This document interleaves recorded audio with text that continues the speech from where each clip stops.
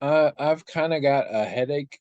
Um, so if you could just do the podcast and keep it down, that would be great. Like quiet. Like maybe this is the time we branch into ASMR. Just saying. Like Did you have a that seems like par- a good one. party last night or something? I no, this is the thing. When I was young, headaches didn't bother because I would take pills and the headaches would go away. Hmm.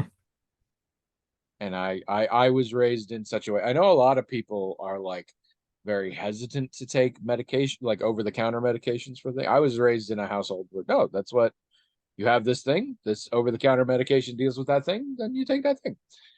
But now that I'm older, I have also learned that regularly taking over the counter pain medications will raise my blood pressure. Oh, So now I am more hesitant. But I hate headaches because, and I'm not counting migraines, that is a separate monstrosity. But William, let's say you got a headache right now. What would that be indicative of? Like, what would that be a symptom of? Why do you have a headache? um, Exactly. I mean, I guess people who are listening audio don't know, but William had a facial expression that was like, geez, I don't know, which to be fair, he has a lot. But in this case, it is appropriate. A headache is a symptom of like literally everything, yeah. I mean, sometimes maybe I need to eat, or sometimes right? maybe I'm dehydrated, or sometimes And lots of things sometimes you like need that. sleep. And then Yeah. after those three, you're I mean, who fucked. really knows? Yeah. You could have the flu. It could be, yeah. Who You, knows? you could, I mean, is there an illness that doesn't have headache as one of its symptoms? I don't know. Like leprosy, maybe? Do you get headaches with leprosy? I don't. I'm not sure The if headaches only, accompany like a heart attack or something. the only, this is the thing. The only things I can think of that don't have headaches as a symptom are things that have such intense pain of another fashion that if you had a headache, you probably wouldn't I wouldn't know. know. So yeah, heart attack, ulcerative colitis or Crohn's, that's a great one. Various forms of physical trauma, like so I hate headache because like sometimes I have a headache. I'm like, oh, I'm clearly thirsty, or I haven't eaten, or I should probably sleep. But the thing is, in my life, not eating and not drinking enough and not sleeping enough, generally, not things that come up. So when I get a headache, it's usually like, all right, maybe your sinuses are a little clogged, or maybe you have brain cancer. Like we don't, or anywhere in between those two things. Right. All of the conditions you might have. It is the let's go check WebMD of symptoms. That's good. I want to go to WebMD and type in headache and see what it tells me. Because it Yeah. would just be like, well, you might have everything. I do think a lot. Like today, I think it might be. I don't know. That's the other thing is you can have stuffed up sinuses even when your nose is clear, Mm-hmm. and Mm-hmm. that drives me nuts too. Basically, human bodies are ridiculous. Like, what are we even doing here? Yeah. And Whose that's to idea say was this? nothing of all the biological functions that if you stop and think about them for a second, you're like, that's really weird. Yeah. Like I get it from a evolutionary standpoint, but things like farting, urination, those are weird. If you stop and like think about it, that's weird. So when I wrote that little short story about a photosynthesizing alien race that visits Earth, one of the things they talk about is that while humans, it's very important. Talking, verbal communication is very important. Virtually none of the organs we use for that are originally for that. It's all for eating and breathing There and, you go. and maybe making noises to like warn each other of danger, but none of the stuff we use to talk was originally for us to talk. Yeah. So so the our our primary, well, our verbal mode of communication anyway relies completely on our digestive, how our eating system works. And there's a lot of other weird things involved in that. So it's really interesting when you think about it. You kind of step outside and you kind of look at it, like you said, as, does this make sense? Is this how an engineer would put this together? I remember watching a movie once about, it was a fictional movie about someone who invented a artificial heart. And the heart he made was just a pump, just whir, like, Yeah. and someone looked at it and said, but this doesn't pump through, ventricles or anything like that. And the guy was like, what kind of inefficient pump is that? all you need this thing to do is send blood through. It doesn't have to do it in a pulse. It doesn't have to do it through 4 ventricles. It doesn't have to make No, a because the boom sound. oxygenation doesn't happen at the heart. It happens at the lungs. This has to That's a move good it. point. There's no reason for. Oh my goodness. Now, that movie was like 20 years old. Someone might have thought, well, your body's used to that rhythm, so it does kind of have to pulse or whatever. But the basic idea of the blood pumping through, when the guy in the movie just made this thing that's just a motor that just moves the blood, and everyone was saying, but it doesn't anything like a real heart. He was like, what?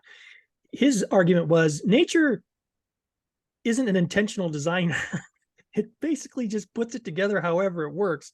We human beings can come up with something that's more efficient, that works It's just as good. iterative. It's not a design. It's just iterative. Let's Exactly try all right. the things and see what lives.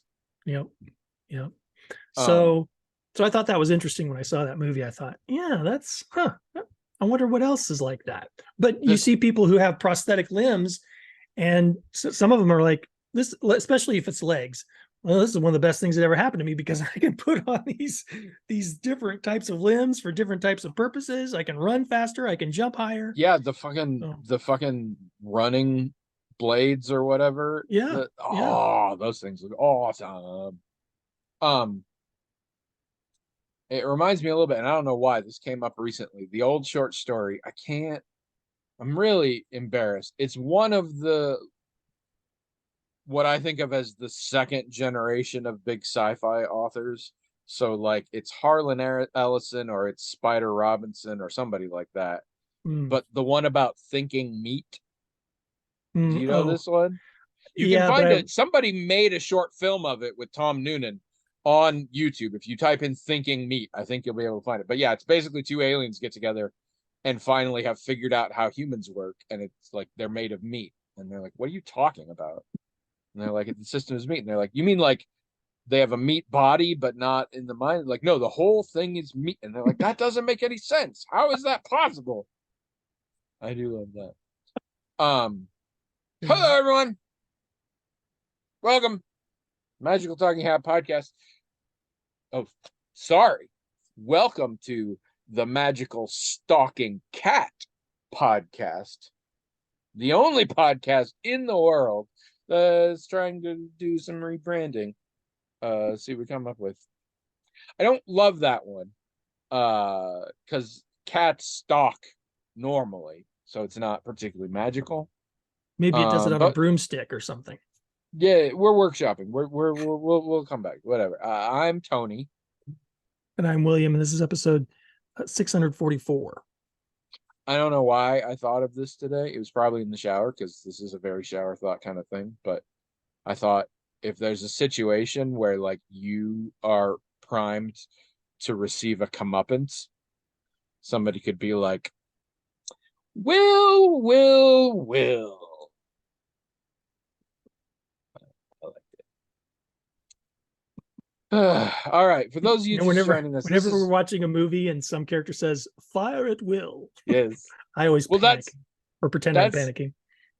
I am confident I've talked about this like 4 times on the podcast, but the weird ass Jungle Book meets Casablanca cartoon Tailspin had the bad guy at one point. There's some situation where they're getting away or whatever, and he's like, Will, and then he's like, no, don't fire at will. He is my second mate. Fight them. And that's like the only joke I remember from that whole show. And I watched a lot of that show, but I love that joke. That's pretty good. I believe the villain's name was Don Carnage. Don Carnage. It was a weird ass. Baloo, the bear from Jungle Book, was basically a seaplane pilot in this sort of unspecified banana republic. Mm. And they had this company with a couple other people, and like Shere Khan was, I think, the mayor of the city. It was bizarre. It was like, it's one of those, like, if you saw Jungle Book, the Disney film, and then later did a lot of drugs, you would assume it never happened. But it was a fairly long-running and successful Disney cartoon. Huh. I don't know. I don't want to say why. I know why it was successful. It was a good show. I don't know how. I don't know how they got to there. It's weird. And it didn't need it, other than a couple of characters that had nothing to do with Jungle Book. But it had a couple of very specific characters that were very specifically from the Jungle Book for no reason. Real weird. Anyway, for those of you just joining us, this is going to be a two-parter. So I'm only going to explain the rules now. So if later you break them and you get punished, you have no one to blame but yourself. You got to listen. We have a hat. It is magic. See, calling it a cat is even, that's not going to be great. Because it's not. It's a hat. Well, yeah, right. Oh. I have not thought this through. Anyway, we have a hat. It is magical in that it has its own email address. themagicaltalkinghat@gmail.com. People write into that email address with whatever the crap they want, really. Most commonly, it's a lot of questions, sometimes just sort of topics, but whatever you want, really. And the hat magically forwards those emails to us. We read them, talk about them till we're bored, do that for about an hour. That's the show. And we're going to do 2 of them today. So the energy is going to dip hard next week. Just saying. So how's your week been? Oh, it's just mostly been school oriented stuff. And now, are you sure you didn't watch any huge movies or something? No. No, you're not sure? No, I'm pretty sure. But have you heard of this sort of thing where people are talking about watching the Barbie movie and Oppenheimer in a double feature? Have you heard about this? No. They're calling it like Barbieheimer or Oppenbarbie or something. They're calling it that, but it's like a thing online. Everyone's talking, oh yeah, we're gonna watch, and they're debating about, well, which do you watch first? Do you watch Oppenheimer first? Now, I'm all for a double feature. Even this one does sound appealing, except Oppenheimer's long. It's like 3 hours long. I mean, I don't think 3 hours is pretty long for me, even just for one movie. Now, if I'm double featuring it and they're like 2 hours a piece, that's okay because there's like a break in between, right?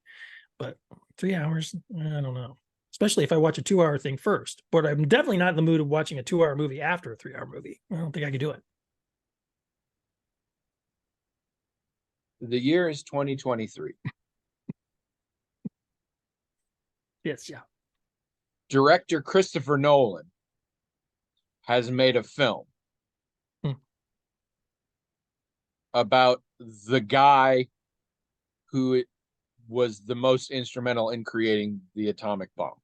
Yes, very good way to put it.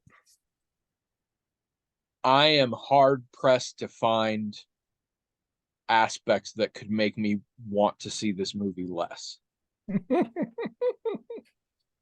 I guess on a certain level, I kind of get it, and it's Cillian Murphy, so that's good. But Christopher Nolan, to me, at this point, has lost his mind.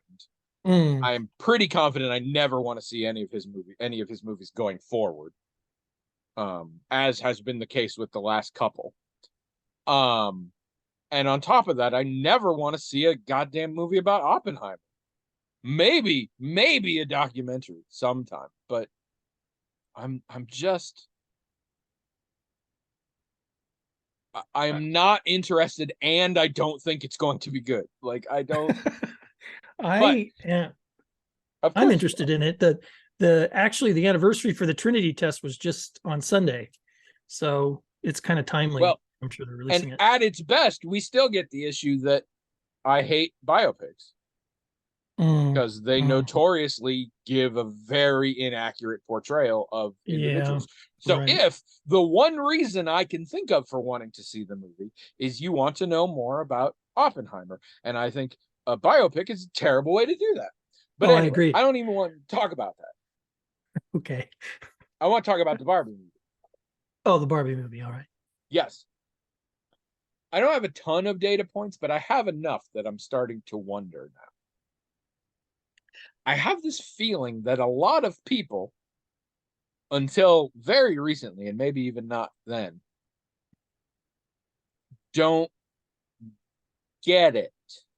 Like, don't get what the Barbie movie is, that it's like subversive. Yeah, probably will be. Yeah. And my mind is kind of blown by this. Now, to be fair, we had help, Trish and I, because it very clearly says directed by Greta Gerwig. Right. And that's a huge tip off. I'm Sure. willing to believe some people don't know who that is, and that's fine. But I'm just like, I have such a hard time seeing even just the first teaser trailer and thinking, oh yeah, this is essentially a kids movie. This is essentially just a the toy as a movie, like other toys that got movies, like the Transformers movie or whatever. Yeah, no, clearly that's what's. I have talked to multiple people, well, who are like, can't believe they're making that. It's going to be so dumb. Or other people who are like, this is embarrassing to say, but I think I want to watch the Barbie movie because I think it's going to be like not what we think it is. I don't know. Does this make me an intellectual elitist? I don't know. Am I smug? But I'm just like, really? Y'all thought it was just like a by the numbers Barbie movie? I mean, I think I think the preview, which has title cards that say,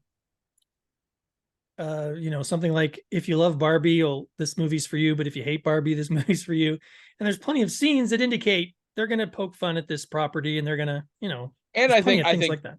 discuss the my assumption slash hope is they are going to discuss slash deconstruct the cliched assumptions attached to Barbie's messaging. Right. I mean, I think you're That going to being see. said, as Trish pointed out, this is not a thinly veiled parody of Barbie. This is Barbie, which means Mattel is fucking on board. Mm-hmm. So it can't exactly skewer Barbie. I mean, But I think Barbie is a complex cultural artifact because, absolutely. I mean, clearly, I don't know how anyone can deny that there are problematic aspects to Barbie. But also, Barbie's had every job. Yes, every there are single also one. undeniably feminist aspects to Barbie. Sure, like I was recently reminded of a 1985 commercial, Barbie commercial, that was all about how girls can do anything.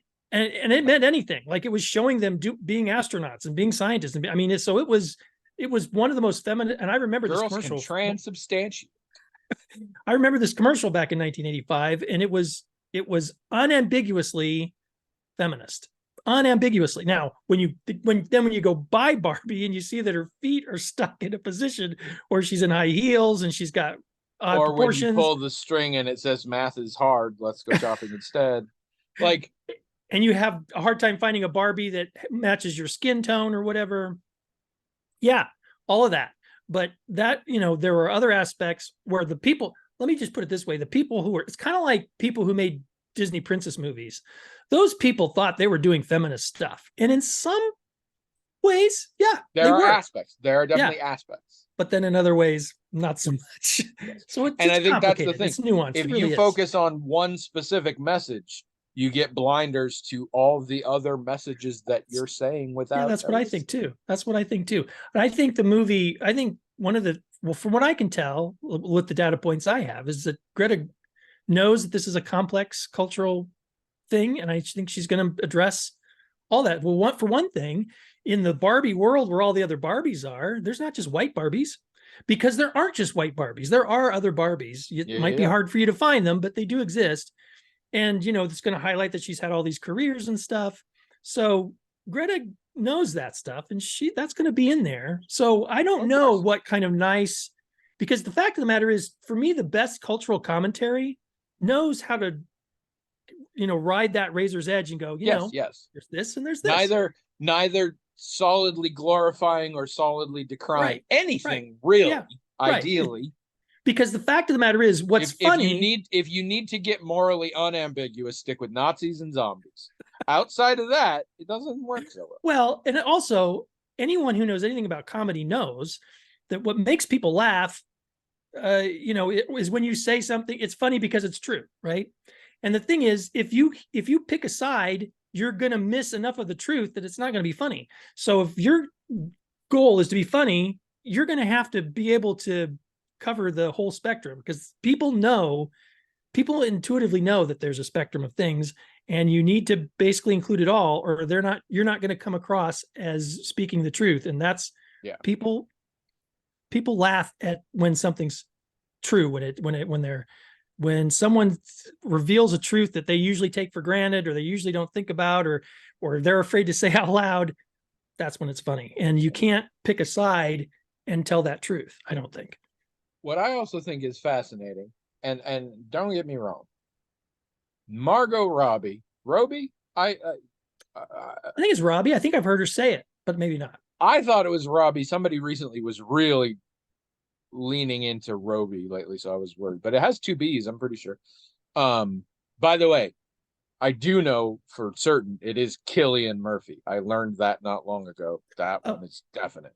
It Okay, is good. Cillian, not Cillian. Yeah, I I didn't really know. myself think Cillian sounds like it makes more sense, but it is Cillian, and it's a language that's not mine. So what the fuck am I to say? But anyway, all I said, Margot Robbie is the best casting choice for that part that has been or ever will be, on just a variety of, not just the look. Obviously, she's got the look, but her whole attitude to acting, like, it's perfect.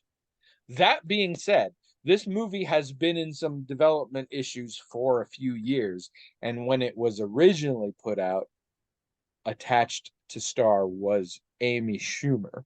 Right. I kind of want to hop to the universe next over and see what that movie looked like. Now, I'm Schumer has very said curious. there were other people behind the camera. I mean, I don't know if it was always Yeah, I Greta think Gerwig or Gerwig not. came later too. Yeah. Okay, well, when Schumer was looked at and working with whoever that was before Greta, they had they had creative differences, and that's why Schumer left it. And now Schumer has said when she looks at what Gerwig's doing, well, She would have that's done what. that. Yeah, she would have Yeah, done yeah. that. Yeah.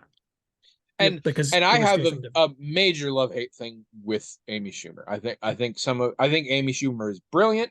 I think Amy Schumer is very serious feminist, and I think that shows up in her work, and I like that. Some of her stuff I also really don't like, and also I don't know. Uh, there are some people that like try and get really feminist, but also play a lot of their comedy to sort of gender essentialism at the same time, Mhm. and I find that very problematic. And Yeah. I think Schumer is like that. Mhm. And maybe the answer is I'm not living in the real world. I don't know, but I've never really lived in the real world, and I prefer it that way. So Well, it's just a matter of taste, maybe. I mean, yeah. That so this is a major tangent, but I'm gonna go here anyway. Um, I am rewatching series 15 of Taskmaster, which is Oh, the most recent one that has aired. I say rewatching because it first came out and people snuck it on YouTube and places, and I made sure to watch it. And then copyright people came through, and it's all gone.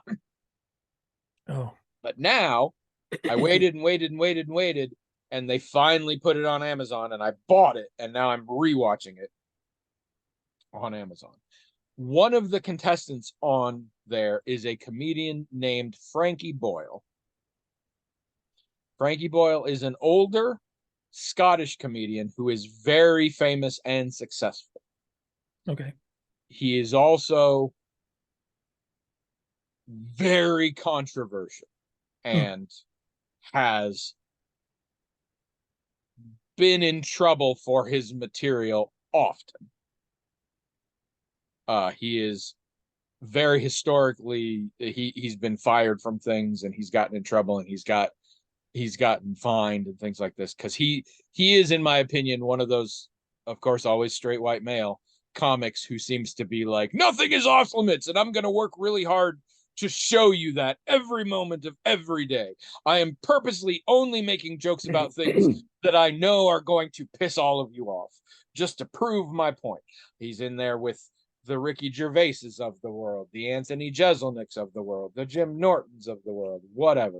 And while I do not disagree with their philosophy, I often do not find it funny.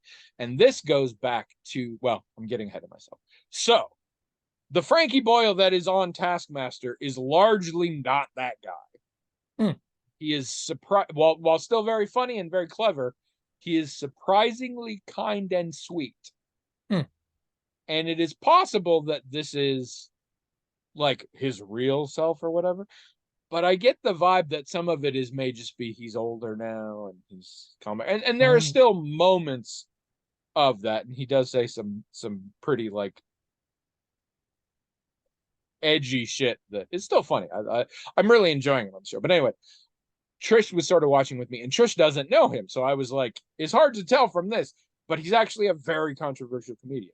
So the other night, she's packing because we're going to Virginia, and I'm supposed to just sort of keep her distracted while she's packing so she doesn't like get too focused on one thing or lose track of like whatever. So I was like, let's have fun. I went to the Wikipedia page for Frankie Boyle. He has his own major heading just called controversy. Yeah, right. A lot of those guys do.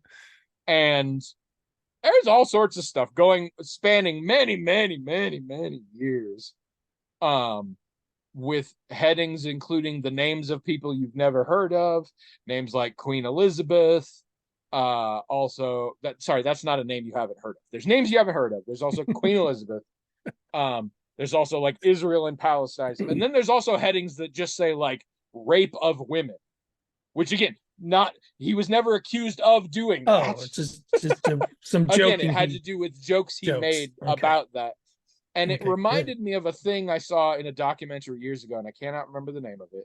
It's a documentary basically about, well, it's a documentary largely about what are the limits of comedy, but specifically about, can you successfully make a funny joke about the Holocaust? And this comes up. And in that documentary, Harry Shearer said something that I really think is critical to comedy. And basically, the more you can make a joke about anything, the more controversial or generally offensive the topic of a joke is, the funnier that joke needs to be. Right. If you're making a joke about, oh, I hate my mother-in-law, you can make a pretty mediocre joke and it's fine and people laugh. If you're making a joke about the Holocaust, it needs to be the funniest goddamn thing you've ever heard of in life. Yeah, I think that's right. And my problem with a lot of these guys is they really want to show that nothing is off limits and we're going to make jokes about anything. And a lot of the humor comes from, look at me make a joke about this thing. And they're not good jokes. And so how did we get on this topic? I don't know. But this is the thing that I have, like, whenever I have heard jokes that I'm like, that is a good joke. It is about something I am uncomfortable with. I am personally sort of offended. I'm not bothered by that joke. I'm like, it's just not a joke for me. Right. Every time there's these horrible jokes that I am bothered by, ultimately what I'm bothered about is if you were going to make a joke about that, that was a hack joke. That was a lazy joke. Yeah, yeah. And it is funny because we were reading, I think it was the Israel and Palestine section, and I can't remember this. He basically is fairly angry at Israel in ways that actually I very much understand. But I don't remember what he said, but there was one joke that Trish was like, "Oh, that's rough." And then they went to a second joke and she's like, "Okay, that one's rough too, but it's actually really funny." And I was like, exactly. But I don't know how we got there. Anyway, how is your week again? Who are you? What's happening? I got a headache. I don't know. What's your business? Just school, like I said. How was your week? Been real mixed for no particular reason, except I'm still not sleeping very well, but it's been a little weird. It's doing pretty good now. We're getting ready to leave. It's a staggered thing. Trisha's gonna leave tomorrow. I'm gonna leave the next day. But we're setting all that stuff up. Let's see what I wrote down. I feel like I need to stretch these out over 2 weeks though. So yeah, I only got 3 things here, and we don't got a ton of time left on this episode, so I shouldn't do too much. All right, first one. You seen the trailer for Blue Beetle? Yeah. What do you think? I don't know. I mean, so there's been several Blue Beetles. This is like one of the later incarnations of him. I remember watching, there was a Blue Beetle cartoon for a while, and it was a different Blue Beetle than this guy. And this is an incarnation that I like a lot. I've seen in a lot of things, and I like this. So when they first announced that they were going to have do this, I thought, great. And the trailer mostly looks good. My only concern is I don't know if James Gunn is going to, continue. Like, is this going to be a standalone movie with this particular version of this character, and then they won't make any more? Or sweetie. How's this going to work? So I'm a little worried about that. I don't know why. I mean, it's a very clear answer. I know the answer. Oh, what is it? It'll depend on how much fucking money it makes. Oh, well, maybe. I don't know. 100%. That is what will determine if it gets a sequel. No, you're right. What I'm uncertain about is if it even has a possibility to make that kind of money when people don't know. Like, I think there are some people who it's are only not as widely known of the character. That, and also there are people who are motivated to see superhero movies because is this going to be part of a bigger thing?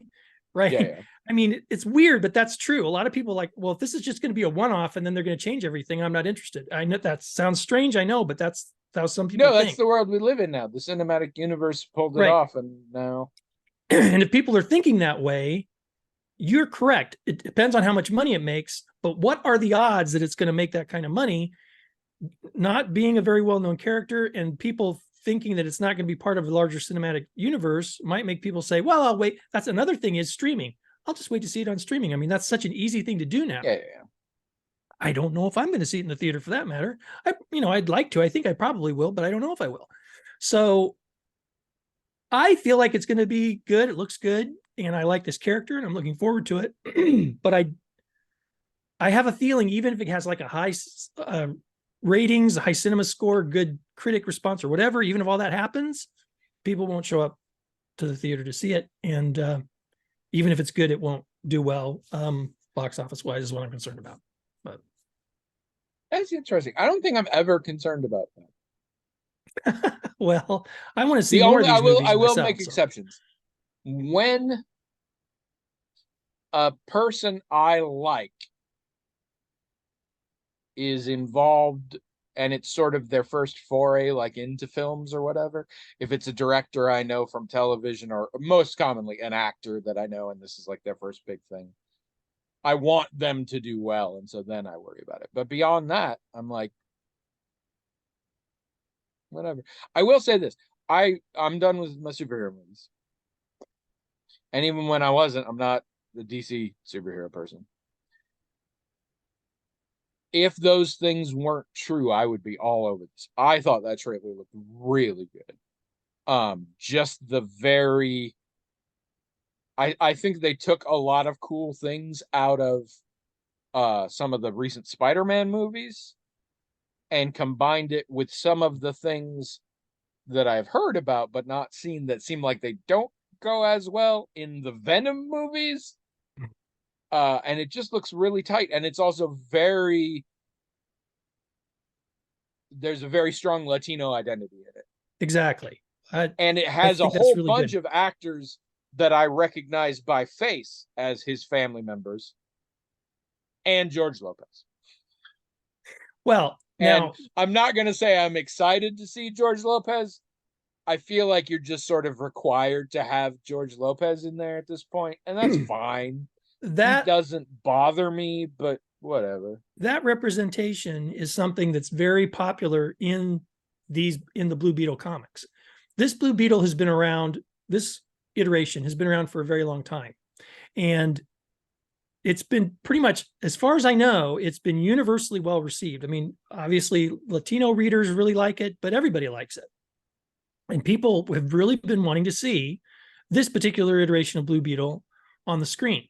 The previous iterations, people aren't interested as much. I mean, if you did a iteration of previous Blue Beetles, they'd probably be just like Tony Stark and Iron Man, basically, except Tony Stark being less of a arrogant guy and more of a. Wasn't there a black Blue Beetle? I thought the cartoon I used to watch, he was black. To be fair, I sometimes mix up Blue Beetle with Static Shock. But I don't remember a black. I thought the one in the cartoon was black, but maybe I'm thinking of Static Shock. And maybe I just don't know because I don't remember a cartoon. But the original Blue Beetle was just really a Batman, like, a rich guy who had gadgets. Yeah. And so if they did that today, it would be like I said, a very much a humble and Clark Kent like Iron Man is what it would be, which I don't think anybody wants. So this. Well, and they retconned it a long time ago where it's an alien something. Right, all that stuff. Yeah. But this character, aside from, like you said, being retconned with some alien technology, it was a very good, because comics have done this before. Like in DC Comics, there's the Atom, and he's like the Ant-Man of the DC universe or whatever.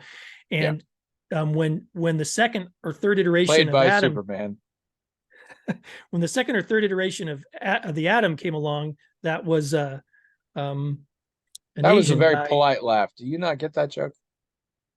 Which joke? Played by Superman? No, I get it. Okay.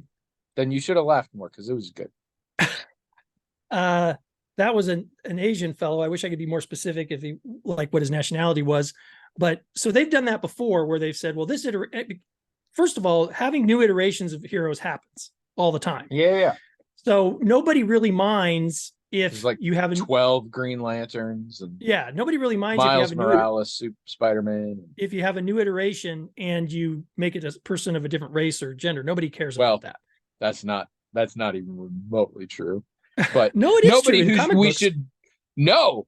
People still get pissed. I'm not saying it's mainstream, and I'm not saying we should listen to these people. But every time there's a new iteration of a superhero, even in comics, and they're not white, there is a contingent of people that are like, fuck that, stormtroopers weren't black. They always say that line. I don't know why. I suppose.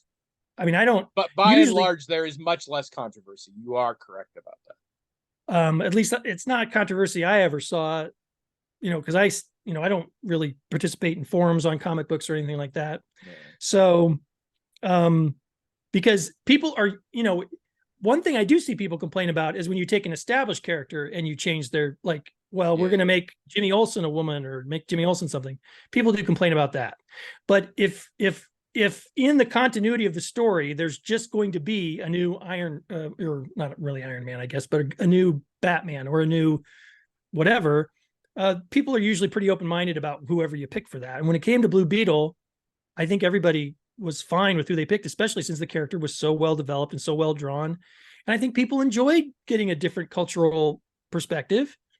And basically, that character has been really successful across the board, is what I'm saying. And so I think a lot of people are excited to see this movie, but I think it's a very small contingent of people who know this character. So I don't think that's going to carry the thing box office wise. And the reason I'm concerned about the box office is because obviously I want to see more movies with this character and with other DC characters. So that's why you don't want the company to be like, I guess people don't want to see movies about Hispanic. Yeah, I don't want that, because unfortunately that does also happen. fucking happens. Yeah, that does happen. So that is sadly a good point. I guess I kind of hope it does well too, and I might watch it when it shows up on Max or whatever. But I don't really give a shit because it's superhero movies. I mean, I wouldn't say it's a cultural moment like Wakanda, the Wakanda movies or anything like that. Because because those characters weren't ever anything else but black characters in Africa and all this other stuff. Oh my God. Blue Beetle has been other types of characters, so it's not quite the same. I think it could be a cultural moment. My guts are uncomfortable now because I just imagined we're rebooting Black Panther and he's white now, and I'm like, oh fuck, no. Well, or anything. I don't think that would happen. No, I don't think so either. But my amount that I believe it wouldn't happen is small enough that I'm uncomfortable.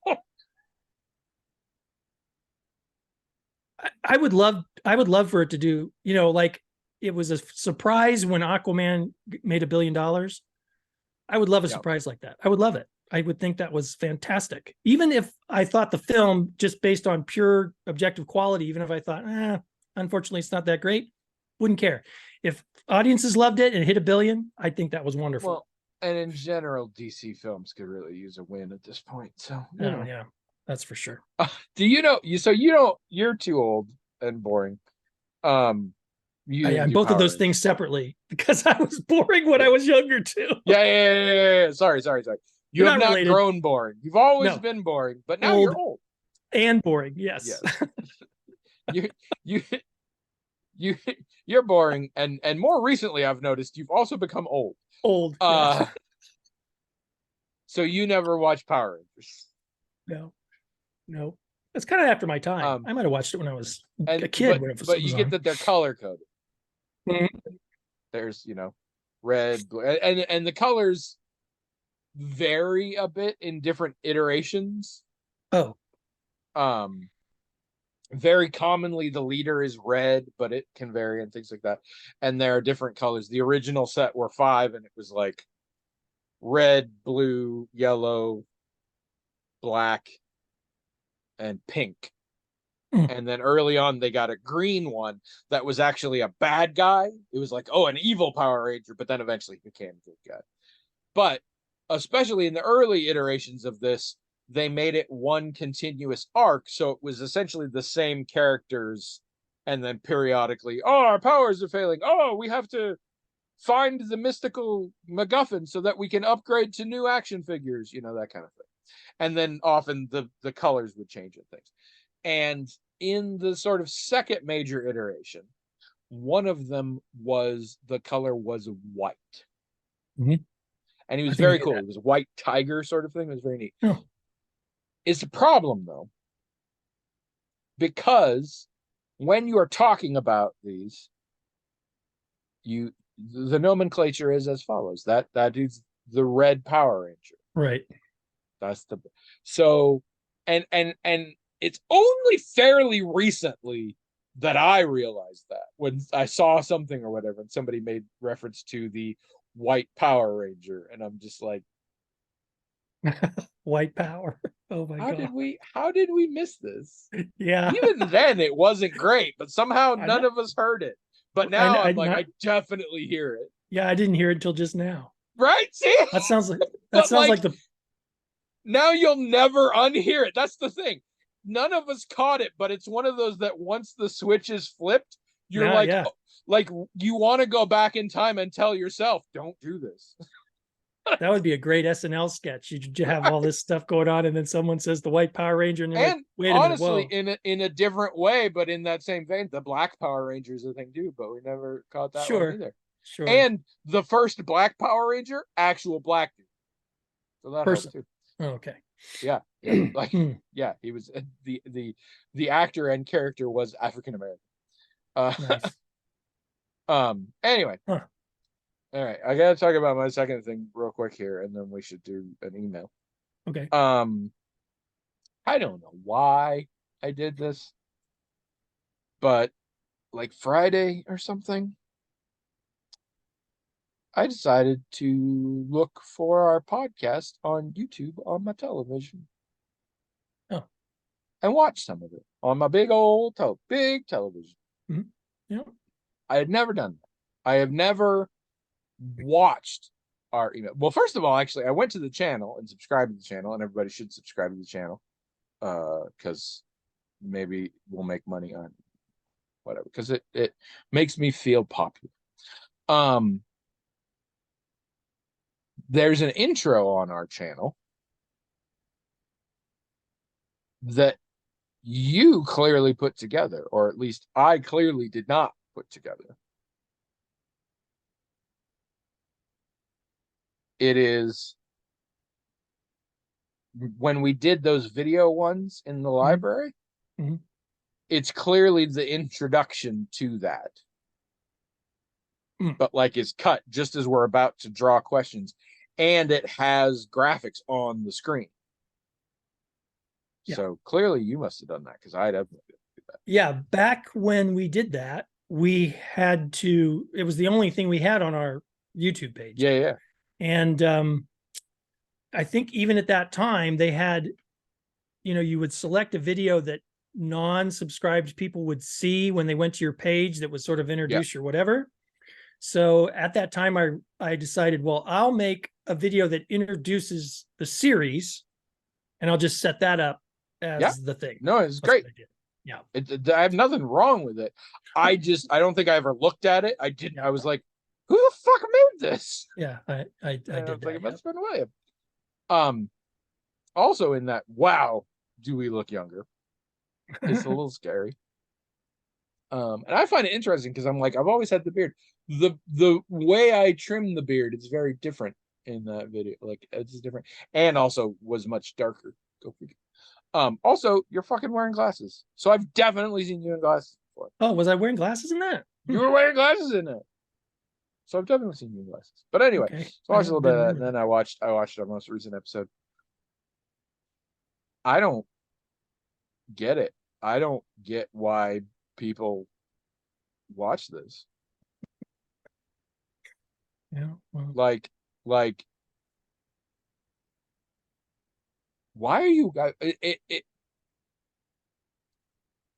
there's a pale dude in a baseball cap saying nothing, barely changing his expressions, and then a fat dude in a dress just nonsensically ranting, like, and with a very like sort of grating tone that like really gets on your nerves fast. Oh, I don't think so on that score. Like I could only watch, I'm gonna say 5 minutes, and not in a group. I had to like fast forward to other parts because I was getting so sick.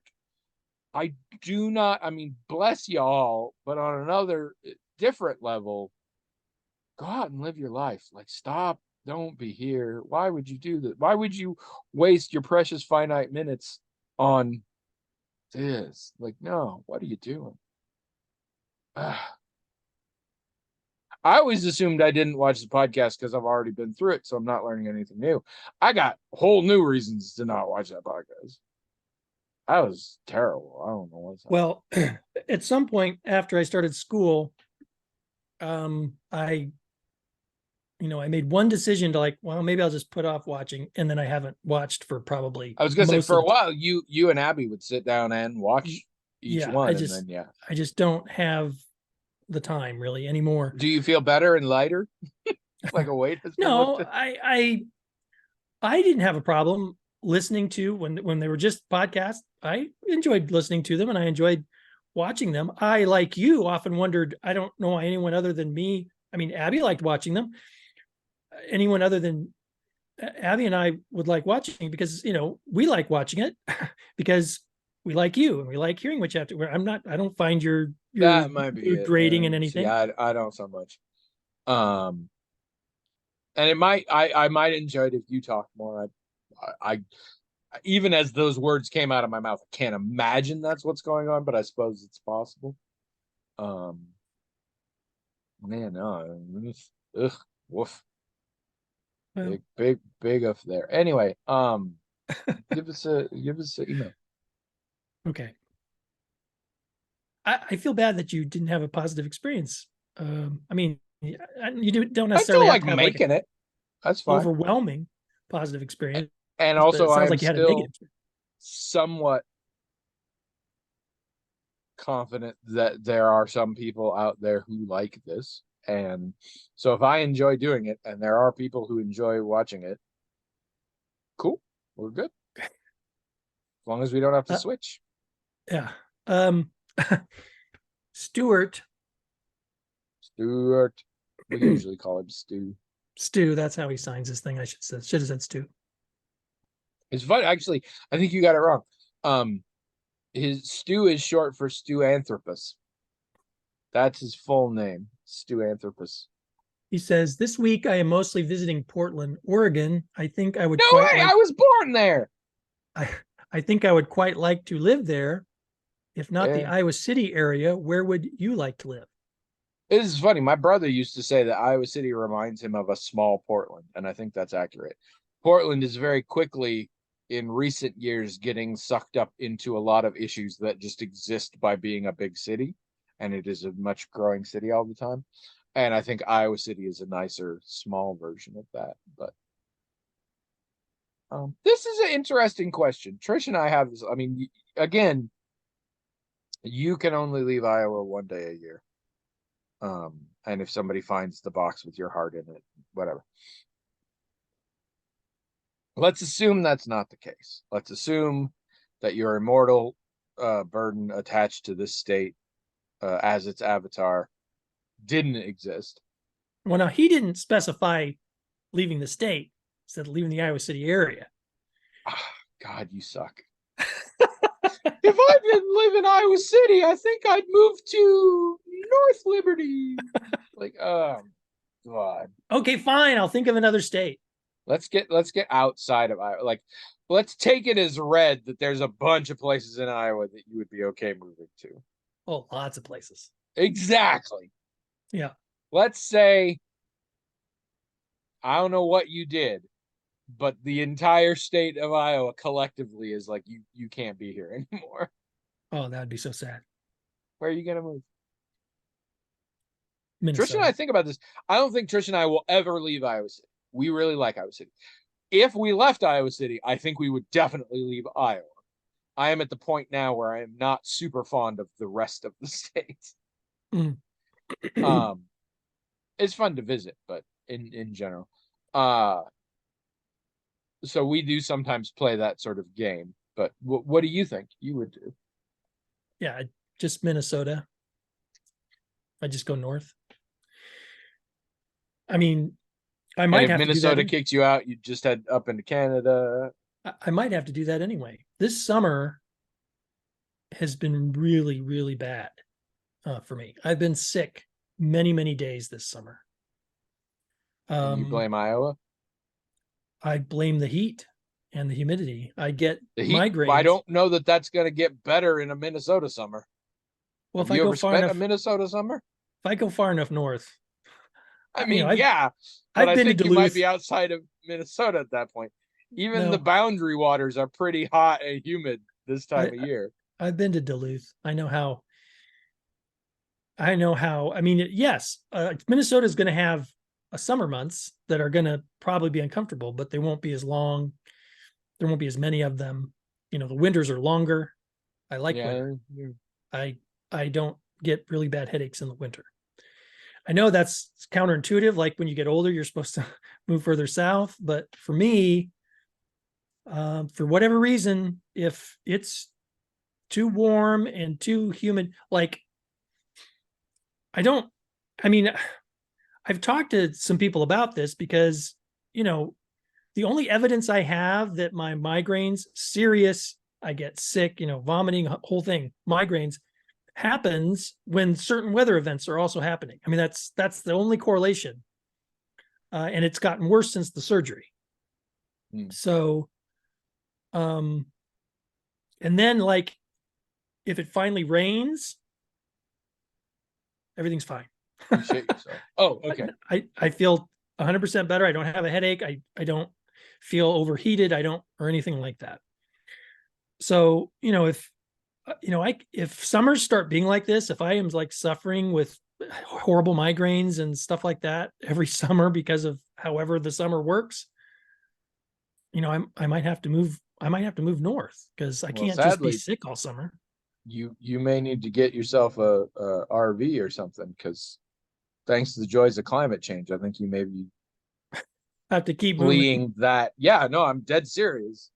But we also should specify this summer is particularly bad health wise because there are a whole bunch of Canadian particles in the air, like Well, all yeah, the there's time. that too. So who knows, I right? was Who knows? I was very worried.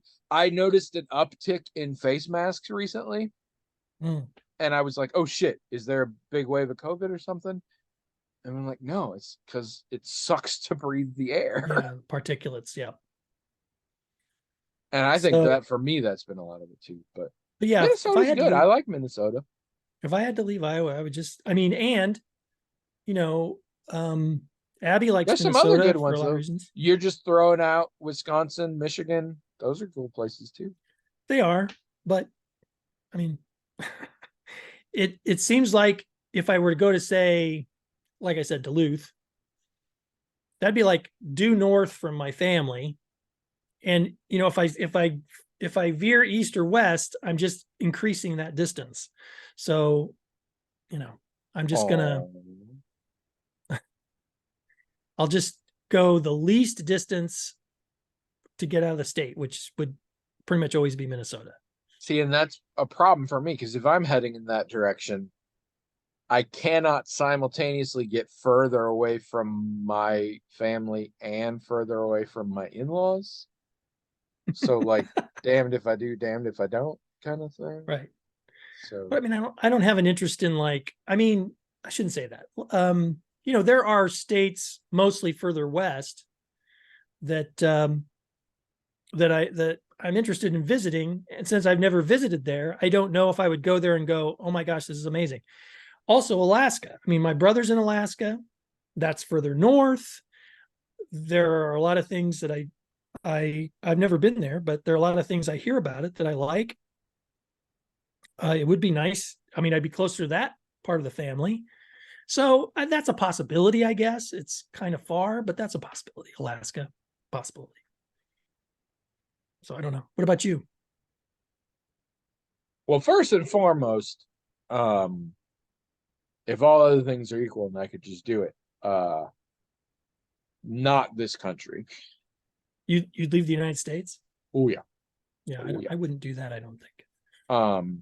First on my list would be basically any Western European country and or any Scandinavian country. I'm not sure all of those count as Western Europe, but any of those I would love. Canada, I think I would like better. Hmm. Um, definitely any of those. Uh, but if we want to stick with the US, it is tough because back in the day I could have told you a lot of places. But and this is weird to say, and it's also weird to say to you because you're gonna like grin and I'm not gonna enjoy it. But my identity is really I'm kind of an Iowan now. Like and for all that I may have issues with a lot of aspects to this state, this is where I am, and this is the person I am lives here, sort of.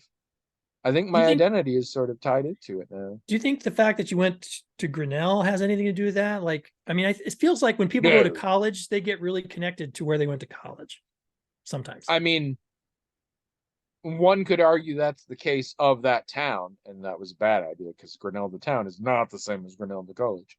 Mm. Um, but no, actually, I always, even when I was there, assumed I was. But the only reason I stayed in Grinnell after graduation was, at least subconsciously, the idea that I could sort of keep my college years going.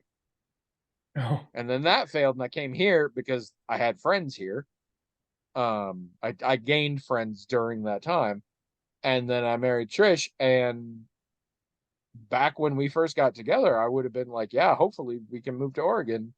But Trish was always like, nope, I want to live in Iowa. I want to stay in Iowa. And I was like, ah, fuck. Well, okay, I love her well enough. And Iowa City School, that's fine. But now I'm like, no, this is me too. This is my place. And when I go why? back to Oregon, Oregon has a lot of issues, some of which I just wasn't aware of when I was younger, and Mm. some of which are new since I left. Um, but I mean, if you're gonna make me go to another state, Oregon is probably high on the list. Washington might be a little higher. I might prefer up in Washington. But also, like, I mean, if it's a less interesting answer, but like Madison, Wisconsin, I think that would be a great place to live. So, Go there what was periodically. Trish's interest in staying in Iowa? I mean, she's not. I don't know. Huh. She's crazy. I mean, like Madison, Green Bay, lots of places in Michigan. I mean, Michigan's a beautiful state, especially in the And Upper then, of course, Peninsula. you get into a lot of factors where a lot of the really good places to live cost a lot to live there. Yeah, more money. And that's the thing. So, like, years ago, I figured out that, at least at present, purely from a climate perspective, the best place for me to live in the United States, San Francisco. Really, from a climate perspective. Yes, because it's never too hot, never too cold, just in a way that works for me. Mm. Um, it also happens to be literally the most expensive place to live in the country. So that's the problem. And I do love Iowa City small, but it's a lot cheaper than other places. But it's more, it has more resources than a lot of comparable size cities. And in those cities, it is cheaper to live. Like, this is the constant thing. The better the place, usually, the more expensive to live. The only exception being if you find a place that you like that for some reason like nobody else likes. But when a place is attractive, people come there, it drives up the cost of living. And so that's a complicated. So yeah, when I talk about, all other things being equal, like moving to Europe and things like that, there are so many logistical and financial things to consider that complicate matters. But if we're throwing all that aside and I just get to live wherever I want, then yeah, Yeah, one of those. But I really like Iowa City. I don't think I I'm gonna go anywhere. I don't think I'd leave the United States, but some places that I really like that I visited, again, west. Moving east doesn't appeal to me at all. I mean, that's even part of what makes me a little reluctant to say go to Michigan or Wisconsin, or there's great places in Ohio, Kentucky. No, if I'm going to go a direction and it's not north, it's going to be west. But I'm the same. I'm not positive why, except that I have gone to the east much less often. mm, Other than Virginia Beach, I've basically gone to the East Coast like 3 times. And 2 of those times were in Florida, and I will fucking kill myself before I live in Florida. For it used to be a short list of reasons, but the reasons are growing heavily all the time. yeah, I can't go south at all. Um, one of the things I used I've to think liked about about Austin. Austin could have been nice.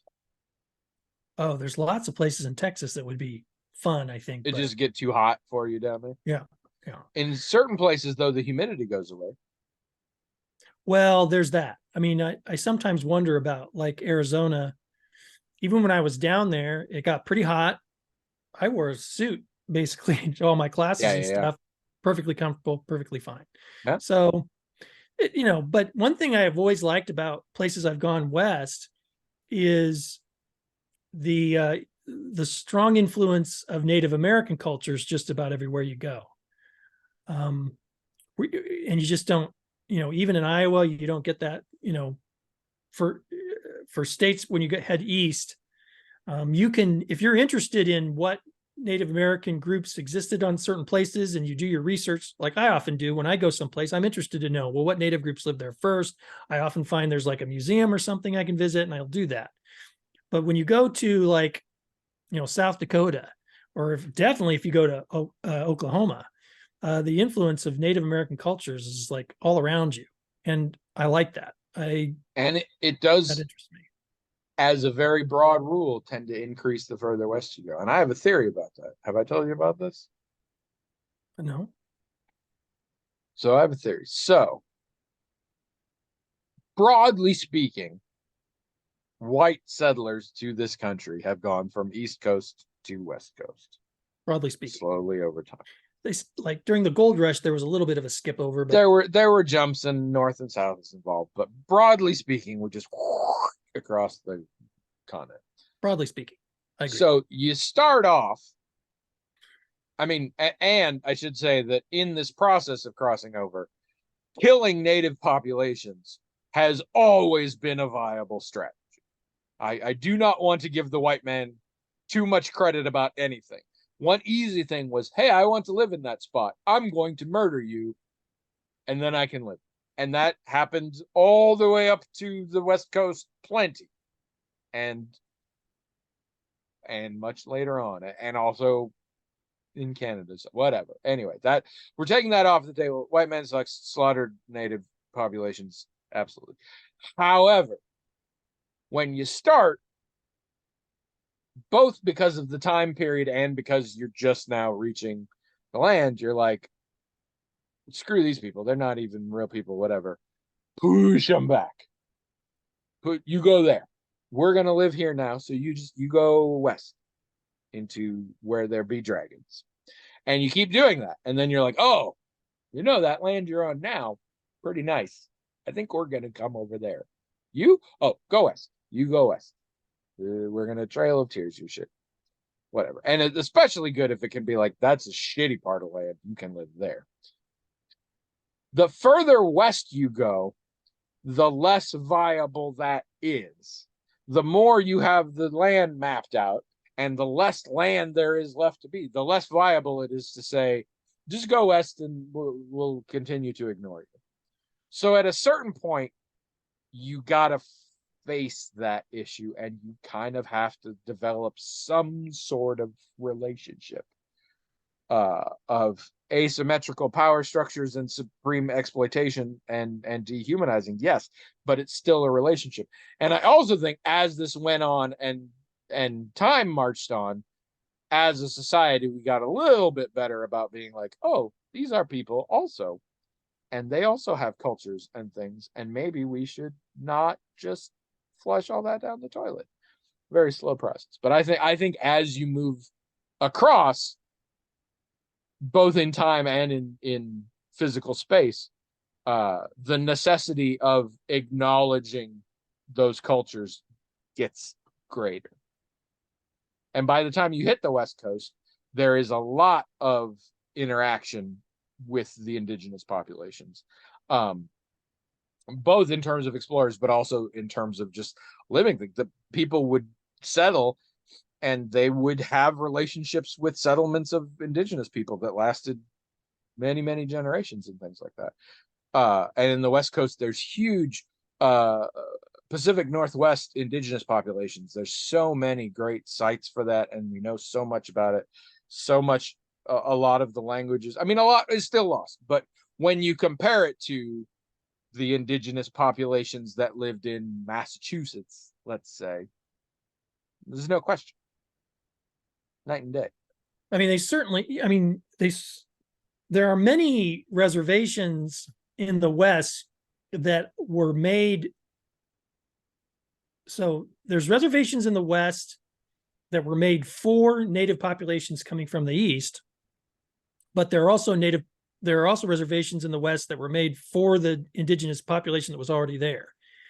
So, and that is There were certainly also reservations that then later didn't look so bad, and they got pushed off of those reservations to Sure. shittier reservations. So, but the West is, for one thing, it's hard to look at a map of the continental US and really appreciate how big the West is. I mean, to this day, the white population, the population of people moving into those areas that aren't on the coast, very, very small. Meanwhile, the more native people you move into that area, the more of them there are in that area. So you've got vast areas of land that nobody's really touching, and you've got a population of European Americans that aren't overwhelmingly outnumbering anymore the population of native populations, because so many native populations have moved in.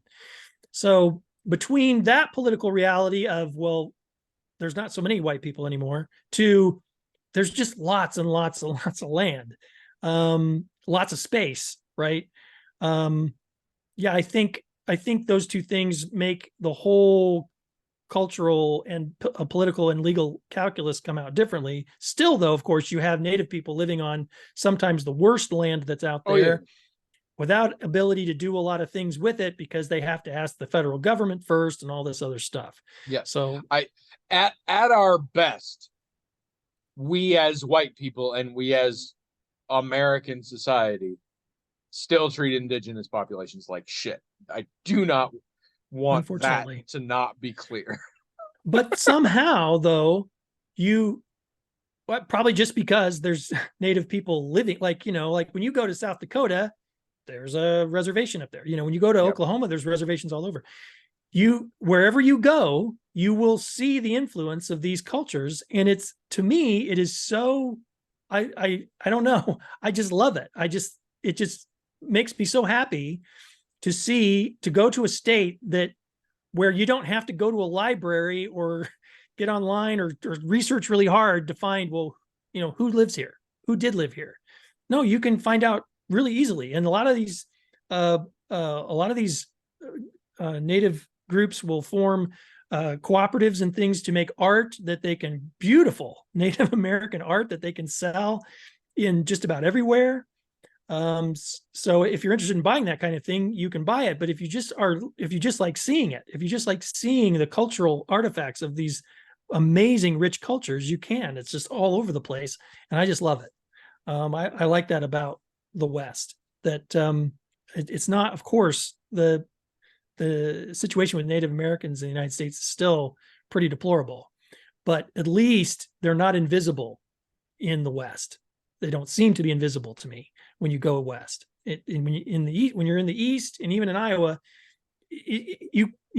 lots of people don't even think about that. They could sneak up on you, and before you know it, now in Iowa, that's scary. There is a reservation in Iowa, the Tama Reservation, and they have a casino and all that stuff. Yeah. But for the most part, there's nothing in Iowa that reminds you that Native people were here. You have to think about it. You have to pay attention to it. You have to seek it out. But you go to a lot of states.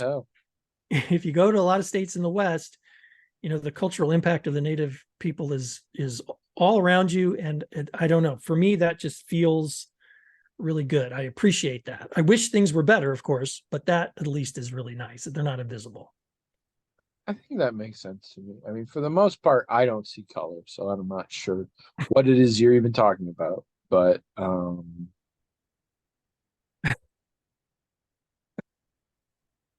just appreciate the people who were here before us. I really do. I always have, even when I was a little kid. I thought, oh, well, what were those people like? What did they do? I don't appreciate anyone, living, dead. I get that. All right. All right, let's wrap this shit up. We got another one we got to do. All right. Go to the blog, magicaltalkinghat.com, and tell us if you're one of those racist people who sees color. Or if you're enlightened like me. Also remind me what I said stew was short for, because I forgot, and I thought that would be a really good um episode title, Episode and title, not yeah. super comfortable with just calling it Invisible Indians. Uh um Also write in, email us, themagicaltalkinghat@gmail.com, with whatever the crap you want, and that would be good. Um and listen next week, which for us will be like 5 minutes away. Did you ever watch RRR? No. Fucking watch RRR, you bastard. It's an unbelievably amazing movie. Now, go do it right now. No. Mm.